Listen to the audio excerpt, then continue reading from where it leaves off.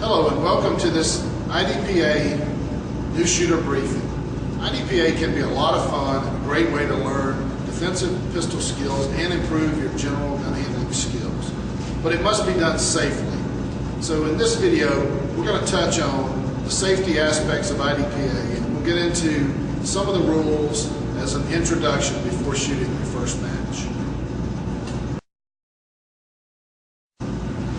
First, let's go over the 4 gun safety rules that Colonel Jeff Cooper came up with many years ago. The first rule is treat all guns as if they are loaded. The second safety rule is never point a gun at anything that you aren't willing to destroy, including parts of your own body. The third rule is know your target and what's behind it. And the last rule is keep your finger off the trigger until your sights are on the target. Okay, we're going to go over some range commands first. And the first one, most important to start off with, is load and make ready. Can't shoot without load and make ready. So when under the direction of the safety officer, when they say load and make ready, you're going to charge your firearm, slingshot it, reholster, and get ready to shoot the course of fire. At any time during the course of fire, if you hear the word finger, you want to make sure that your finger is outside the trigger guard. Because what's happening is that you are moving from position A to position B, and your finger is inside the trigger guard, and that's not a very safe place, according to Colonel Cooper's 4 rules of firearm safety. The next one is muzzle. If at any time you hear the word muzzle, it's because you're pointing your muzzle or about to point your muzzle in an unsafe direction. Just verify where your muzzle is and make sure that you get it back on track. Another very important command is the word stop. It's stop. If you hear the word stop, something has become unsafe on the range, whether it's your firearm, a target, or the range malfunction. So all you need to do is just stop. The safety officer will take care of it for you. The next range command is cover. Cover is what IDPA is about. If you at some point hear the word cover, it's because you are not using cover, which is 100% of your lower body and 50% of your upper body.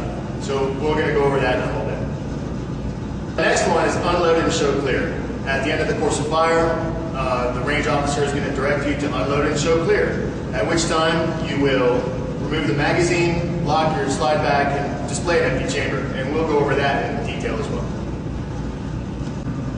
Mark and I are going to demonstrate these commands in depth, but first we want to address the issue of safety.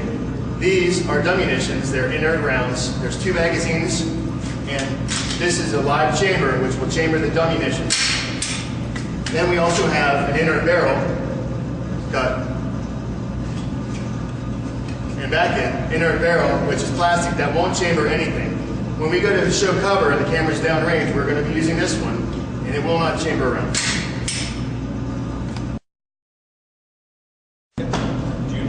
Fire? I do. Load and make ready.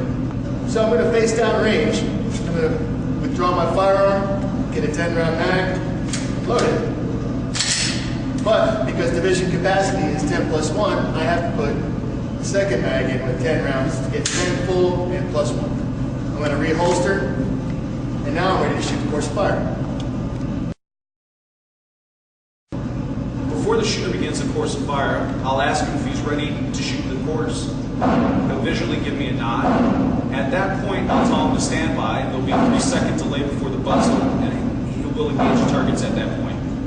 So, shooter ready, stand by.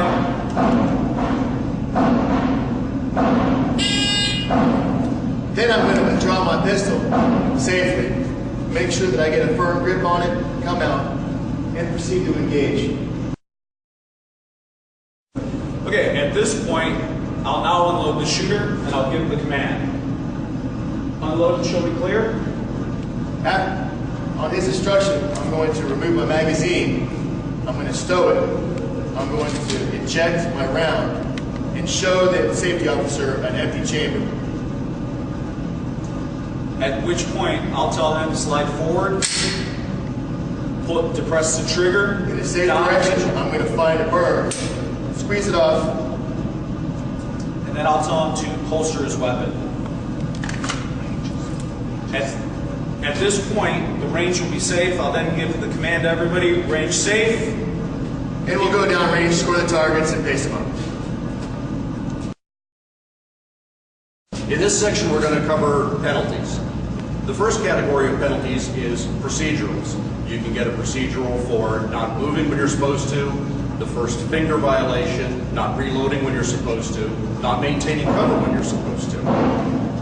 The next penalty that gets assessed is a failure to neutralize. On the target, if you don't get a 0 hit or a 1 hit, then you will get a failure to neutralize. If all of the required hits are in the 3 or you miss the target completely, that is a failure to neutralize.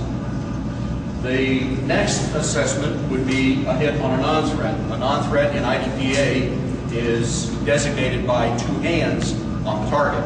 If you hit a non-threat, there is a penalty assessed.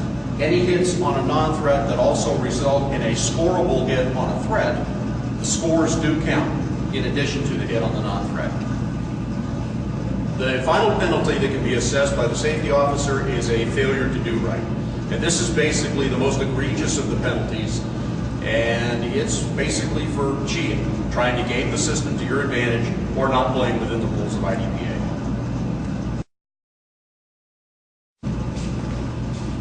Okay, one more thing we want to talk about is not really a penalty, it is disqualification. Being disqualified from the match, there are a number of ways that you can be disqualified. The first and most common is dropping a loaded firearm. Do not drop a loaded firearm. If you drop a loaded firearm, you will be disqualified.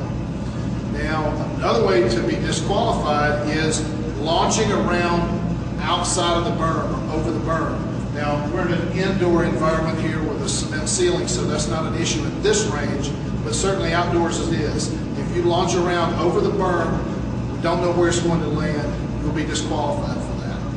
The third and last way that you can be disqualified, other than potentially multiple cheating violations, is sweeping the crowd. And notice that I have a plastic gun here. But if I am engaging targets downrange and I turn and sweep the crowd with my muzzle, then I will be disqualified. And by the way, that also goes for even holding the muzzle down. If I get halfway around and I go, oops, I'm going the wrong way, and point the muzzle down and turn back to engage targets, you can still be disqualified for that.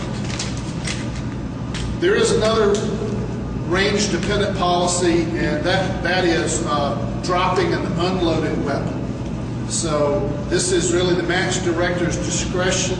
Typically, it results in a failure to do right or 20-second penalty, but depending on the range of the match director, it can also be considered a disqualification. Another action that you can perform that will get you disqualified from the match is putting a round into the ground within 2 yards or 6 feet. So be careful when you draw the gun not to put your finger on the trigger and shoot into the ground within 6 feet of your person. If you do that, then you can be disqualified. Any unsafe gun handling activity can be deemed as a disqualification event. The next thing we're going to talk about is shooting while moving. If a course is defined as shooting a target or engaging a target on the move, you may not stop to engage a target. You must be moving, and you cannot shoot flat-footed. So moving does not mean you have to run. You just move steadily and engage a target, engage the next target, and continue engaging until you finish your engagement. The thing we're going to talk about is leaving one position for the next. You want to be aware your muzzle remains in a safe direction, your finger stays out of the trigger guard, and you don't want to point it at the ceiling or point it at the ground or point it at the walls to or fro or sweep the crowd behind you. So once you finish engaging at one position, you're going to move in a safe manner to the next shooting position, at which time you can continue your engagement.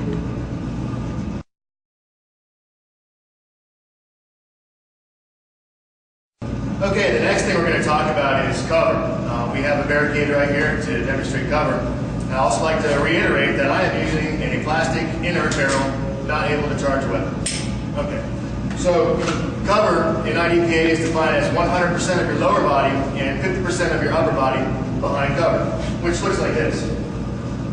This is 100% of everything, and this is 50% of my upper body contained. If you can see your foot, they can see your foot, and that's a violation. So to shoot from behind cover, I'm only going to expose myself to the targets I'm engaging.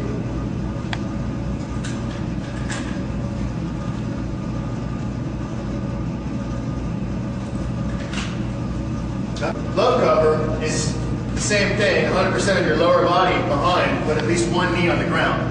So if I was going to shoot from this side, I would have one knee on the ground, or if I'm going to shoot from this side, you can also shoot both knees on the ground, whatever you're comfortable with.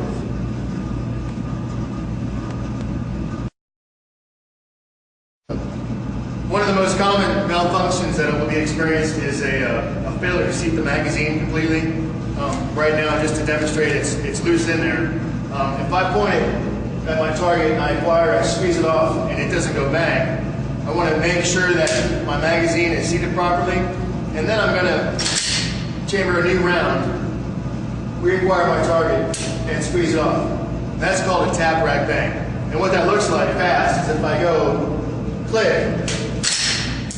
and I reacquire. Now we're going to talk very briefly about scoring. The IDPA target has 3 scoring zones: the center of mass, the head, the body, and then the outside area.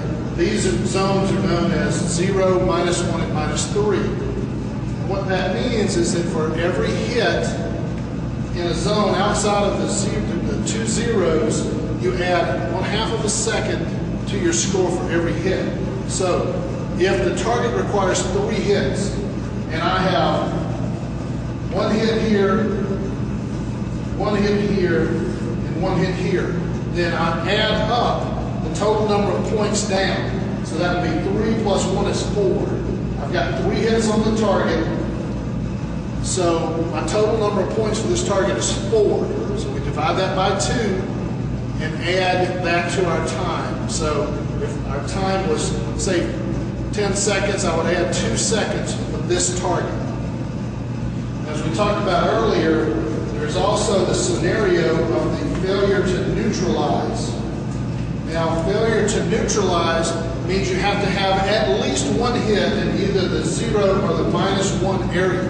So if this target required 2 hits, and I had 1 hit in the -3 here and another hit in the -3 here, then I would get a failure to neutralize. Now, most stages are scored using what's called Vickers count scoring, which means you can shoot as many times as you like. So if you see this condition, then you need to shoot the target again and make sure you have at least 1 round in the 0 or -1.